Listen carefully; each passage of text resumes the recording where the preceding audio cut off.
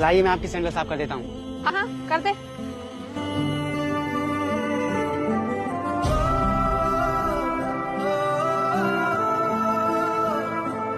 लीजिए मैम साहब, आपके सैंडल बिल्कुल साफ हो गए।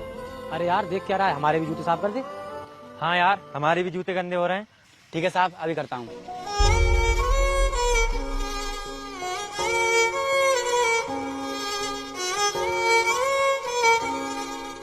लाइए साहब।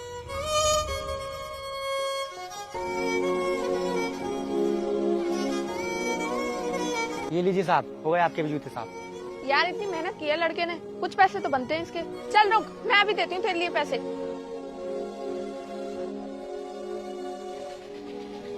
अरे मैम साहब, 1 रुपया? आपने क्या मुझे भिखारी समझ रखा है? और आपको इतना भी तमीज नहीं है कि इतने काम के कितने पैसे दिए जाएंगे? भिखारी होकर इतना बोल रहा है? लेना है तो ले, नहीं तो ये भी नहीं मिलेगा। और कह रहा है कि हमको तमीज नहीं है, रखना है तो रख ले, वरना ये भी नहीं मिलेगा।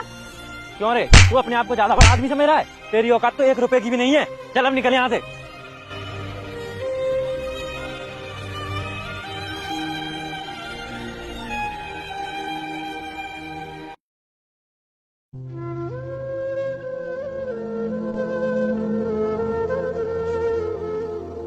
साहब जी, आपकी गाड़ी साफ कर दूं? हाँ कर दे बेटा। ठीक है, मैं तुम्हें बाद में कॉल करता हूँ।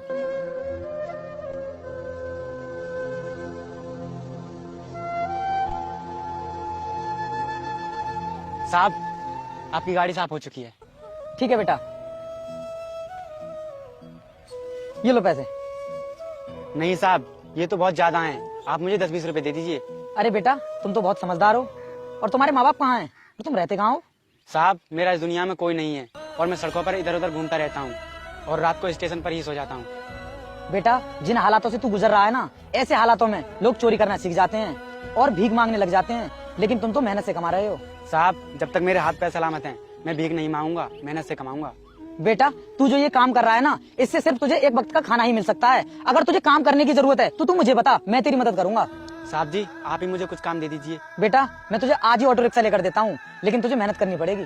ठीक है साहब। तो चल मेरे साथ।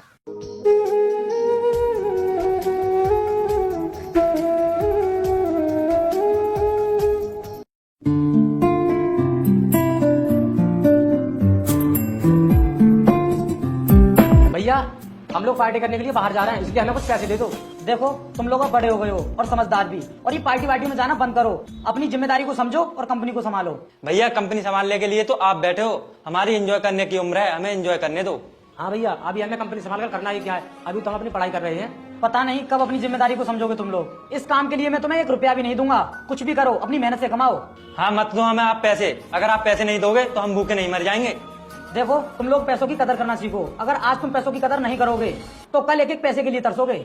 हमें ज्यादा ज्ञान देने की जरूरत नहीं है भैया। जिस दिन तुम अपनी मेहनत से पैसे कमाने सीख जाओगे, उस दिन पता चलेगा तुम्हें कि पैसे की क्या कीमत होती है। चलो भैया, अब हम लोग चलते हैं।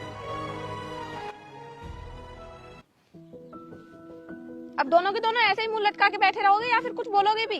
अब यार क्या बोलें, भैया ने सारा मूड खराब करके रख दिया है। लेकिन हुआ क्या है ये तो बताओ मुझे। यार, हमारे पास बहुत दौलत है, एक कंपनी के मालिक हैं हम, लेकिन हमारा बड़ा भाई सारी प्रॉपर्टी पर कुंडली मार कर बैठा है। तो तुम्हें अपना हक तो छीनना ही पड़ेगा, वरना वो तुम्हें कुछ भी नहीं देगा। भैया कहते हैं कंपनी की जिम्मेदारी संभालो। अब हम कैसे संभाल लेंगे? अरे मूर्खों, वो सही कह रहे हैं, तुम्हारे पास सबसे अच्छा मौका है ये। अभी तो वो अपने मुंह से ही कह रहे हैं, कहीं ऐसा ना हो कि पूरी कंपनी तुम्हारा भाई ही हड़प ले, फिर तो तुम्हारे हाथ में कटोरा आ जाएगा। नहीं, ऐसा नहीं होने देंगे हम लोग। तो फिर ठीक है, जल्दी जाओ, कंपनी को अपने अंडर में ले लो। लेकिन कंपनी को कैसे संभाला जाता है, इसकी तो हमें कोई भी जानकारी नहीं है। अगर कुछ उल्टा सीधा हो गया तो हम बिल्कुल बर्बाद हो जाएंगे। अरे कंपनी तो मैनेजर संभालेगा, तुम तो आराम से ऑफिस में बैठे रहोगे। तो अब हम ऐसा मैनेजर कहाँ से लेकर आए? अरे मैं किस लिए हूँ, मुझे बनाओ मैनेजर, मैं संभालूंगी तुम्हारी कंपनी। तुम लोगों को मेरे ऊपर भरोसा है या नहीं? अरे यार, हमें तुम्हारे ऊपर सबसे ज्यादा भरोसा है। चल छोटे, अब हम कहते हैं भैया से कि आज से हम संभालेंगे कंपनी।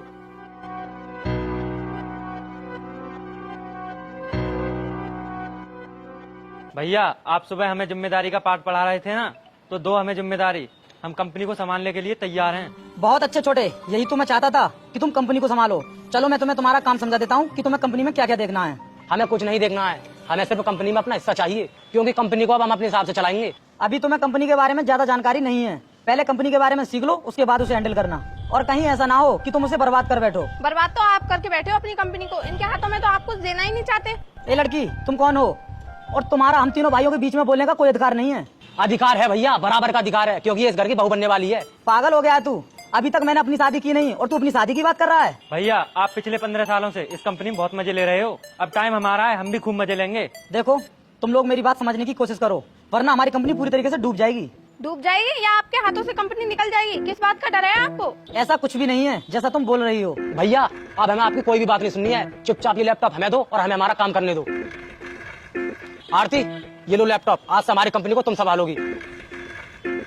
देखो अगर तुम लोगों से छोटी सी भी गलती हो गई ना तो हम पूरी तरीके से रोड पर आ जाएंगे। रोड पर ये लोग नहीं, रोड पर तो तुम आओगे। अरे भैया जल्दी आओ, ऑफिस के लिए लेट हो रहे हैं। इतना लेट क्यों कर रहे हो? अरे आ गया छोटे, इतना क्यों चिल्ला रहा है? अरे भाइयों मेरी बहुत तबीयत खराब है, मुझे कुछ पैसे देते जाओ, मैं अपनी दवाई ले आऊंगा। अरे यार इसका रोज रोज का यही ड्रामा रहता है, क्यों ना आज इसका खेल खत्म कर दें। सही कहते हो भैया आप, ना होगा बांस ना बजेगी बांसुरी। एक काम करते हैं, आज इसे घर से निकाल ही देते हैं। हाँ चल बे चल, निकल हमारे घर से। ये रोज रोज बीमारी का बहाना बनाकर पैसे हटता रहता है। भाइयों इस घर के सिवाय मैं कहाँ रहूंगा? हमें कुछ नहीं पता, अनाथ आश्रम में चला जा। चल छोटे, हम लोग वापस के लिए निकलते हैं।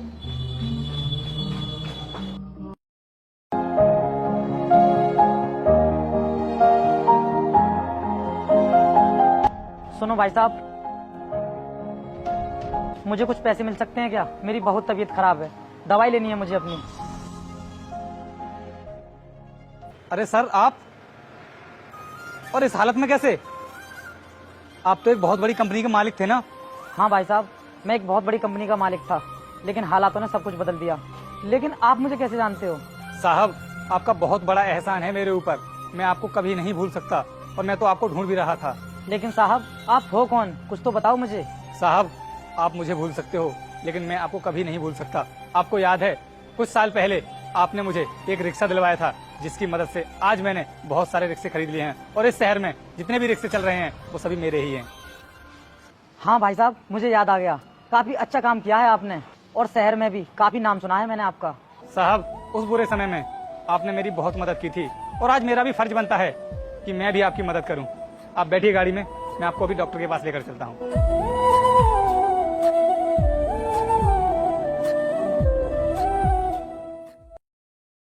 अब यार मुंह लटकाने से कोई फायदा नहीं है।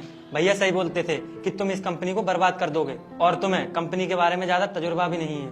लेकिन हम करते ही क्या, हम उनके नीचे नौकर बनकर भी तो नहीं रह सकते थे। लेकिन अब हम पूरी तरह बर्बाद हो गए हैं, कंपनी भी डूब गई है, सिर पर कर्जा भी बहुत है, और कल कंपनी की नीलामी भी है। आरती हमारे पास कितने पैसे जमा हुए हैं? अभी तक तो हमारे पास सिर्फ 5 ही करोड़ हुए हैं। लेकिन यार 5 करोड़ से कुछ नहीं होगा, बोली 10 करोड़ से स्टार्ट होगी। देखिए जैसा कि आप सभी को पता है, ये कंपनी पूरी तरह कर्ज में डूब गई है, और इसीलिए आज इस कंपनी की नीलामी होने जा रही है। तो आप लोगों में से जो भी इसे खरीदना चाहता है बोली लगाइए। 10 करोड़ 10 करोड़ एक, 10 करोड़ दो, 12 करोड़ 12 करोड़ एक, 12 करोड़ दो, 14 करोड़ 14 करोड़ एक, 14 करोड़ दो। मुझे लगता है इससे ऊंची बोली लगाने वाला यहाँ कोई नहीं है, इसलिए ये कंपनी मिस्टर अजय 20 करोड़।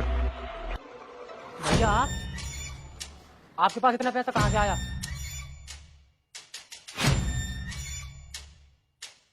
ये लीजिए सर, ये रहे कंपनी के सारे डॉक्यूमेंट, और पेमेंट आप गवर्नमेंट के खाते में जमा कर दीजिए। ठीक है मैं चलता हूँ। तुम्हें क्या लगा कि तुम इस कंपनी को बर्बाद कर दोगे? तो मैं इसे बर्बाद हो जाने दूंगा? नहीं, मैंने इस कंपनी को अपने दम पर खड़ा किया था, और आज इसे हासिल भी कर लिया। भैया हमें माफ कर दो, हमसे बहुत बड़ी गलती हो गई। सुनो, मुझे भाई कहने की कोई जरूरत नहीं है, आपसे तुम्हारा मेरा रिश्ता बिल्कुल खत्म। ये सब क्या बोल रहे हो भैया आप? दूर हो जाओ मेरी नजरों से, अब तुम्हारा इस कंपनी पर कोई अधिकार नहीं है। अरे तुम जैसे नालायक भाइयों को भगवान कभी माफ नहीं करेगा। और तुम्हें याद है बचपन में जब तुम लोग बीमार होते थे तो तुम्हारे बड़े भाई घर पर डॉक्टरों की लाइन लगा दिया करते थे, और इनके थोड़े से बीमार होने पर तुमने इन्हें घर से बाहर कर दिया। अरे शर्म आनी चाहिए तुम लोगों को, तुम्हारी हर ख्वाहिश पूरी करते थे ये। भैया हमें माफ कर दो, हम अपने किए पर बहुत शर्मिंदा हैं। लेकिन ये लड़की तो बोल रही थी कि कंपनी को संभाल लेगी, लेकिन अब क्या हुआ? सर वो सब तो मैंने पैसे के लालच में आकर बोल दिया। कोई बात नहीं सर, इन लोगों को माफ कर दीजिए, आखिर हैं तो आपके भाई ही। अगर आप कहते हो तो मैंने माफ कर देता हूँ, लेकिन ये माफ करने के लायक नहीं है। धन्यवाद भैया हमें माफ करने के लिए।